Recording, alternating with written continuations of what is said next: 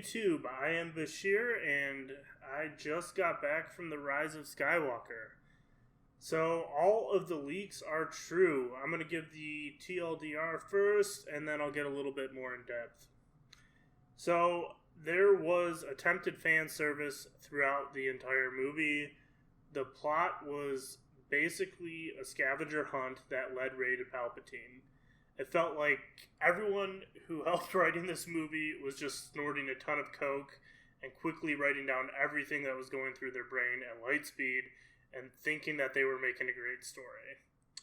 The dialogue was really bad. It was basically attempts at witty clips and explaining what was going on the whole time. The dialogue that Rey had with Leia was terrible. It really felt forced. As much as I hate saying this, I think that they probably should have just used CGI for Leia. I think that would have been better. Alright, I'm going to now try to give an accurate description of the entire plot.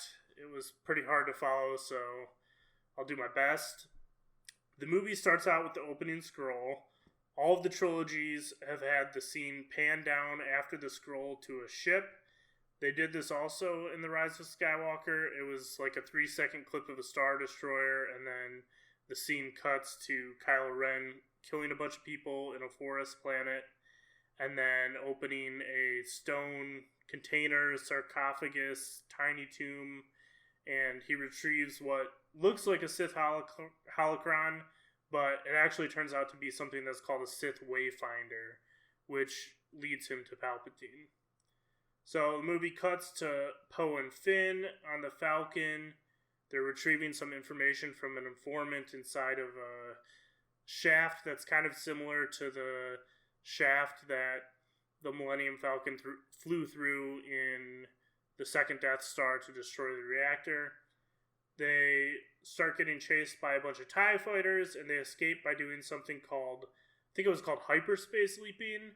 The TIE fighters were able to follow them through hyperspace. So basically, they go into hyperspace, they leave hyperspace, then they go back in, then they leave, and they just travel to like 5 different destinations within like 20 seconds. Alright, so they get back to the Rebel base, and Rey and Poe have a fight. Rey is pissed off at Poe because the Falcon is on fire, pretty much destroyed. Poe is mad because Rey stayed back at the Rebel base and was doing her Jedi training. Rey realizes they need to find Palpatine, and so they begin the scavenger hunt. So luckily and coincidentally, they find out that there's 2 Sith Wayfinders, so they just need to find the second one, and it's going to lead them to Palpatine. So they go to this desert planet, they find a dagger. 3PO says that it is inscribed in Sith runes, and it will explain the location of the Wayfinder. He just can't read it because his protocols forbid him to read the Sith runes. Luckily, Poe knows where they can find this expert on droids who can force 3PO's hardware to reset and allow him to read it. So they get ready to leave. Kylo Ren has somehow tracked them to this planet. The First Order captures Chewie, takes him on a transport to Kylo's Star Destroyer. They also capture the Falcon. Chewie had the dagger on him, so the First Order gets it. Rey uses the Force to freeze the transport in midair. Kylo Ren, he uses the Force to try and stop her. Rey gets pissed and uses Force lightning on the transport to destroy it. This causes her to believe that she kills Chewie and loses the dagger. Luckily, 3PO says that he has the location of the Wayfinder from the dagger imprinted in his memory, so they travel to the planet where Poe knows the droid expert who can retrieve it. The First Order is on the planet when they arrive, and Kylo Ren gets there. They wipe 3PO's memory, they get the location. Rey senses that Chewie is alive on the Death Star, so they go and rescue him. They get the dagger back. They travel to Endor, and they find the Wayfinder. Rey finds the Wayfinder. That's a tongue twister. Rey finds the Wayfinder on the in the throne room of the second Death Star. So she finds the Wayfinder there. Kylo Ren arrives on the Death Star with his TIE fighter. He destroys the Wayfinder. He and Rey have a lightsaber battle. It cuts to Leia at the Resistance base, where Maz Kanata tells everyone that Leia knows what she has to do, and Leia lays down and communes with Kylo through the Force, which distracts him. Rey stabs him through the lower chest. Rey force heals him and then leaves in his TIE fighter. Kylo has a vision of Han. He turns back to the light side and throws his saber into the ocean. Rey leaves in Kylo's TIE, and she travels to Ahch-To. The TIE is on fire. We don't really see how it crashes. And Rey throws the lightsaber into the fire. This was a pretty funny scene because you can tell JJ is taking a jab at Rian Johnson here. This is why Luke appears as a Force ghost in the fire. He catches the lightsaber and he tells Rey to not throw away the Jedi's most sacred weapon. It's pretty hilarious seeing that Rian Johnson had Luke throw away this sacred weapon when Rey presented it to him. Alright, so now we see a cutscene of Luke training Leia as a Jedi, where somehow in their last lesson she kicks his ass in a practice duel. Then Luke says that she decided to quit being a Jedi because of Kylo, and she turns over her lightsaber to Luke. Luke then gets her lightsaber out from behind a brick and gives it to Rey. Rey travels to the planet of Exegol, where Palpatine is. Palpatine tells her that he is her grandfather, and he tries to convince her to pledge herself as a Sith and kill him so he can essence transfer into her. The Resistance arrives at this time as well to fight, there must have been 100,000 Star Destroyers there.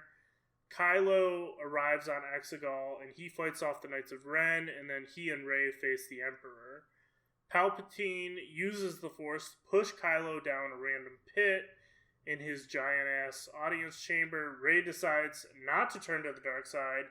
Palpatine shoots Force lightning at her, which she deflects with Luke's lightsaber. Then she draws Leia's lightsaber also and deflects the lightning back at Palpatine, killing him. I guess killing him exhausted her or something, so she dies. Kylo survives the pit. He climbs out. This pretty much assures us that Boba Fett lived. I mean, falling down a pit in Star Wars essentially means you're guaranteed to live. Darth Maul survives the pit. Palpatine survives the pit. Kylo survives the pit. It just makes sense that Boba Fett also survives the pit. So Kylo then resurrects Rey with the Force, which tires him out, so he dies.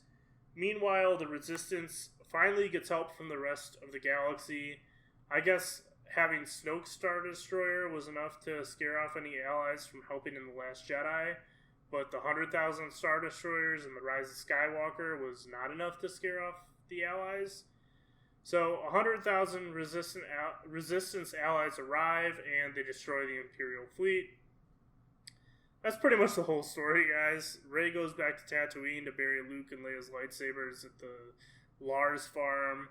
A neighbor talks to Rey and asks who she is. Rey says she is Rey Skywalker, and the movie ends. It was a pretty bad movie. I'm not sure how the audience reacted across the country. In my theater, maybe a quarter of the audience clapped for 3 seconds, and then everyone left. The best part of the movie was seeing all the jabs JJ took at Rian Johnson. At one point, someone suggests doing the Holdo maneuver, and I think it's Finn. He says, "Oh, that's like a 1 in a million maneuver." There's a lot scattered throughout the movie like that where JJ takes jabs at Rian Johnson. The CGI was really good throughout the movie, except for Palpatine's lightning. His lightning looked pretty bad for some reason. It was almost as bad as in the original trilogy when they didn't have good special effects. Like I said, the plot was awful. I'm pretty frustrated trying to explain it in this review. I don't know what else to say. It was just bad. The LGBTQ plus IQ, whatever, that scene wasn't too bad. It was a kiss at the end when they were all celebrating. The best decision in the movie was to limit Rose Tico. Her dialogue was awful, but at least it was sparse and short. Leia was definitely deified a lot more than Luke, which, in my opinion, was kind of disappointing. Basically, the movie was mostly a bad attempt at fixing Rian Johnson's The Last Jedi. There were so many lucky coincidences throughout the movie. Everything had to be explained in dialogue. The dialogue was either attempts at witty remarks or things having to be explained. Another horrible part of the movie is how fast and how many places they could travel so quickly. True to tradition, J.J. Abrams took us across the galaxy without caring about time or distance. Anyways, guys, that's really all I have to say. It was bad. I'm not sure what else I could say about this train wreck. If you enjoyed this video, please like and subscribe, and have a wonderful day.